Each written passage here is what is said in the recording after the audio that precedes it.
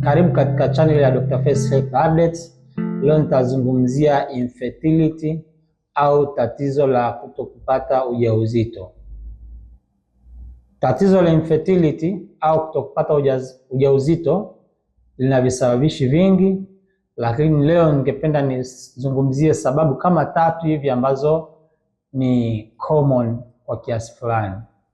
Sababu ya kwanza ni PCOS kwa jina la kitaalamu, ya pili ni hormone imbalance kwa jina la kitaalamu, na pia ya tatu ni kuziba kwa mirija.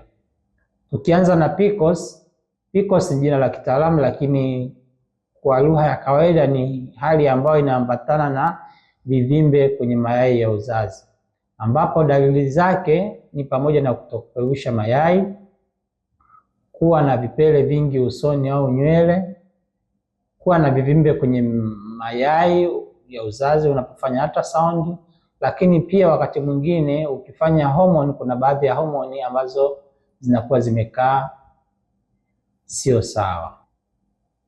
Kwa ukiwa na tatizo hili la PCOS ambayo dalili zake ni kama nilizozielezea, unaweza ukapata shida ya kupata ujauzito au ujauzito wako ukawa ni wa kubahatisha. Tatizo la pili ni hormone imbalance.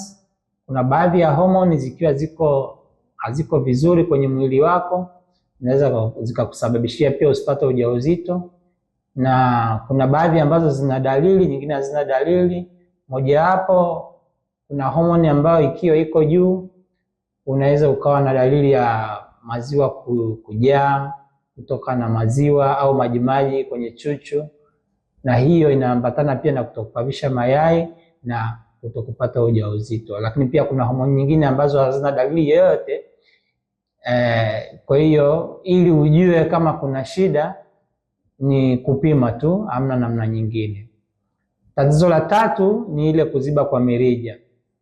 Kuziba kwa mirija pia, kama mirija yote ya kushoto na kulia umeziba, unakosa ujauzito. Hii haina dalili yoyote zaidi ya kukosa ujauzito, ila kabla ya mirija kuziba unaweza ukawa umepata dalili ambazo ni za kutoka na uchafu ukeni mara kwa mara, ambazo zinapelekea bakteria kupanda kwenye kizazi na kwenye mirija ya kizazi kupata infection bakteria na hatimaye kuziba. Lakini pia mirija inaweza ikaziba bila kuwa na dalili yoyote za kabla. Kwa hiyo kwa ufupi, kuna hivyo visababishi vitatu ambavyo nimependa niviongelee kama PCOS, hormone imbalance na kuziba mirija, ambayo ni baadhi ya sababu ambazo ni common sana kwa wanawake kukosa ujauzito. Kwa hiyo mwanamke ukikosa ujauzito, usijikalie tu nyumbani au ukatumia dawa bila kupima.